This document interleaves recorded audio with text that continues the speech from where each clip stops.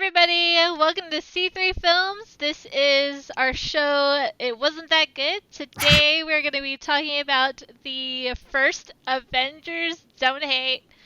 Um, spoiler alert, because we are going to talk about things that happened in the movie.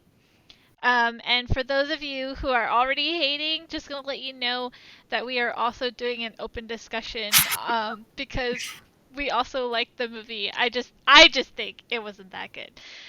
So I'm Cheryl, and this is. Chris. Let's get going. Yes, let's get going. We should, just so the nerds in the comments understand, I am against Cheryl 100% on this episode, but we're doing this episode for the sake of doing it because I agreed to it. We're going to hear her arguments and we're going to listen politely. Now, you have the floor, Cheryl. Why do you think that The Avengers, one of the greatest superhero movies of all time, wasn't that good? Okay, let me just start by saying I did like this movie. I had fun. I'll go into detail about that later in our other segment, but I had a lot of problems. And it was mostly towards the end, during the Battle of New York.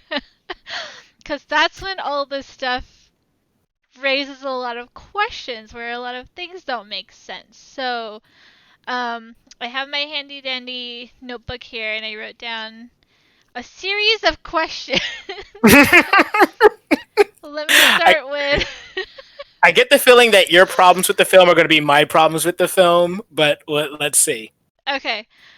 So first of all, this wasn't part of the battle yet. But I'll start with how Captain America is working out and he's punching a punching bag and he's supposed to be like super strong and everything and he like it starts with him like punching it so hard that it breaks off and it flies across the room and then he has to put another one up. Mm-hmm. And then Nick Fury comes in and starts talking to him and he's like punching the bag and he looks like he's like actually punching it. But if he was actually putting that much strength in it, I'm sure that the thing would fly off again. But to me, it was more like he was just going, huh, huh. I don't know why I'm doing this because I'm not even putting anything into it because it's not flying across the room. Like he needs like to have a different kind of punching bag that is more heavy duty and doesn't look like a regular one. Just Hey saying. yo, hey yo, hey yo. He's holding back. He's holding back. He's just not What's trying to the go all out. point? The What's the the point is point just then? the point is just to build up a little bit of a sweat and then get going. But like, see, and he's also trying to work some things out. The reason he broke that other one because he got so angry, so that's why he hit it so hard. And then he got across the room. And when the Fury's just talking to him, he's just like, he's just kind of killing time slash, giving Captain America something to do so that he's just not standing there while they have this scene between two people. Right, fine, But then, fine. but then he eventually goes and sits down. So That's trivial. That's trivial. I just put that down because I was like, okay, I'm not buying this, but it's yeah, whatever. also, Um, it should be noted that Captain America becomes a lot. They find out what to do with Captain America a lot more as the Avengers series continues. Like starting with Winter Soldier, that character becomes a lot more interesting and starts to really lean into what he can actually do being a super soldier. I feel like in Avengers they're still trying to figure out what exactly he can do. Is he a regular guy or is he just a guy that has slightly more strength than everybody else? They I don't think they really fully knew where to go with him yet. okay, but that's still no excuse. So, um, all right. Next is I thought that the airship was invisible, so I'm not really sure how Hawkeye found them. That wasn't really explained to me. Go ahead, explain this to me. It's reflective from the bottom.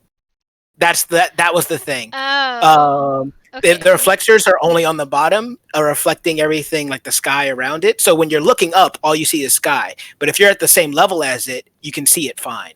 But how did he even know where it was in the first place? Did he just like fly around all over the place looking for them? I get the feeling they did not explain this, but it sounds like he was able to. because he's also in Shield, he was able to either hack in or log in so that he could find out where the helicarrier actually was, so that he could lead the group there as well. He oh no actually no they did it's very slight, but it's actually not a mistake. In that scene when they're all arguing and they zoom in on the spear, and it does that weird upside down shot that I don't think really makes sense in this movie, but it's there. But you remember that scene? Mhm. Well, the cutaway is then they're on that jet that Hawkeye's on, and it's showing the energy signature of the spear on the screen. So that's how they found it, because the spear was on the ship I and they were see. following the energy signature of the spear. Okay. Okay. Well, let's go into the Battle of New York because those things were like, okay, okay, fine. This is when the this is when the problem gets real when we get to the Battle of New York.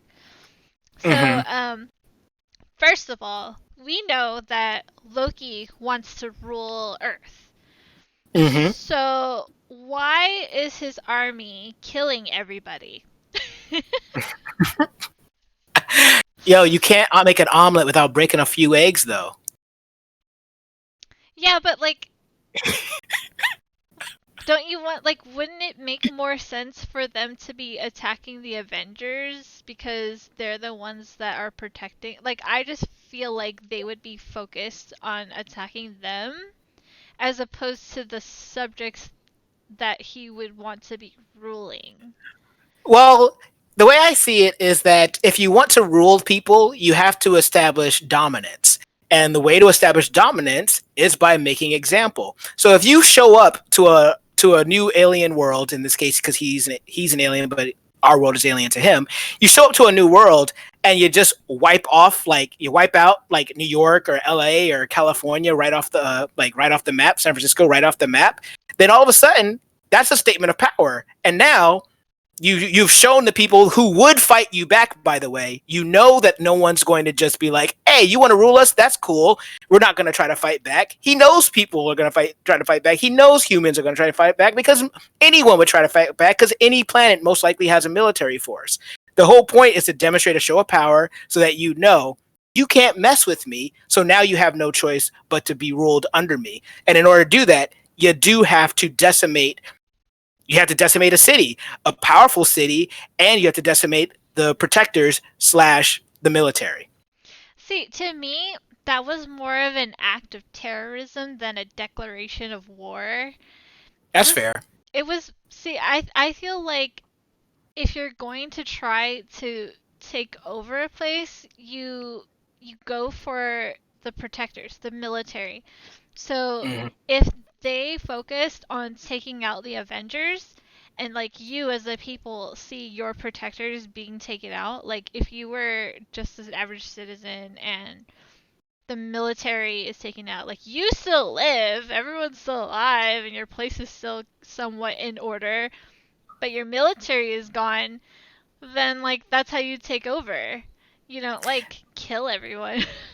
The other weird thing is the fact that he didn't, like, when Loki starts his plan, the Avengers aren't technically even a thing. They're a bunch of individuals all over the place that could potentially fight him, But but they're he not actually knows even a about team. them. Like his whole thing was to try to break them apart so that he could defeat them. But no, I know. I don't misunderstand. I'm actually agreeing with you on this point, because I actually think it's weird that, like, because in order to attack the Avengers, they have to be a group and be together. But in the beginning, they weren't. They actually only came together because of him. So and it actually almost would have behooved him to like attack them separately, at least to increase his odds of winning. But I think part of it was he wanted them to be defeated in front of the world, and so once that attack on New York started happening, he did eventually, like, they even say like, we want the focus to be on us, and then eventually the Chitauri start focusing on them. But I can definitely agree that it's not necessarily the best plan, but they know that in the movie, because even Tony Stark says, not a great plan. He Right. says this. Loki isn't the brightest light bulb in the packet. No, he is not a warm light for all to share. A All warm right, light for moving all on. mankind. That was the quote. Continue, please. Okay, so next question. So Thor was assigned to bottleneck the portal, but he just used some He lightning leaves. one time, and then he left and started fighting on the bottom with everyone else. And he seemed to like jump from like fighting alongside different people every now and then throughout the rest of the battle, and I was just like, you had one job. Hey, hey, hey. If something gets through the bottleneck, I mean, you have no choice but to go and attack the thing that got through the bottleneck, thereby leaving the bottleneck open and more things come out. It makes perfect, complete 100% sense. How dare you question it? But why doesn't he just keep using the lightning? I'm being sarcastic. Yes. You are right. You are absolutely right. Cap gave him one job to do, and he did not do it. Just stay there. You're a lightning rod. Blow up. Keep just shooting at that bottleneck, and some will get through. But that's what like Hawkeye and Iron Man are for. They're for the ones that get through, and then Widow and Cap are for civilians and stuff on the ground, and then eventually Widow changes her plan, and then Hulk smash. Do what you want. See, he followed instructions because He even like did as he was told. everyone else kind of wavered off. So It was first day on the job. Okay, it was the first day as a team. They weren't that good at orders yet. Come on, cut them some slack. all right, you ready for more? I hope so. All right. Next, why didn't Iron Man let go of the missile sooner? Do you not know how centrifugal force works? Well, this wasn't really centrifugal force, but the point is, force. It took all of his force just to push the thing and shoot it up, and then when he got through the portal and he saw all the aliens, like actually, this is not me being sarcastic, but his suit isn't built for space. And I think also when he first went through the portal and saw all the aliens, it was like shock, and then his suit powered down. So there was just he was just taking a gas because you got to remember he's like a regular person like us. It's like waking up tomorrow and all of a sudden finding out that there's a whole alien army out there, and you thought the worst thing that you had to deal with was people. And Right. so yeah, But the missile has its own thruster on it. true. So But you just remember, have to like once he gets to the edge of the portal, like he can just like push it through and then curve off. Like that is true. before, like giving himself enough space without I having think to enter space. True. I think that the whole thing about it was just that the missile also is traveling at a very quick speed, which is why like when he had to match with it, like he's struggling to push it up, and so he's going really fast. It's not like a slow moving missile. So that time that took him to get from stopping it from hitting the tower to that portal could have been the span of 1 or 2 seconds, like in real time. So that's what I would say. That missile wasn't moving like at a slow speed. To me, it looked like he was going with it for far too long. And then, Editing, come on now. and so I get like why he would pass out, like you mentioning his suit not being built for space. But then once you're in space, there's no gravity. So how did he Yeah, so why did he fall? fall back through the portal? I have an answer for you Oh, for okay. that. Because Earth has a gravitational pull, and that portal was still open. So the gravitational pull was still coming out from that portal, because as long as that portal is open, that is Earth. So everything that's coming from Earth does apply. You can even argue that oxygen and stuff is escaping out of that portal into space. So the gravitational pull, the gravity from Earth in that portal still did pull him back down up until the portal closed. And if that doesn't work, my other thing I would say was that the explosion pushed him down. All right. The explosion from blowing everything up. Fine. I did actually think about that when I watched the movie I'll too. buy it. I was like, why did he fall? I don't like your explanations, but I'll buy it. Okay, here's another one. So after the missile blows up the alien ship, why do all the aliens that are on Earth drop dead? This one's Are easy they too. robots? This is the easiest one that I can answer for you Okay. because the movie had to end.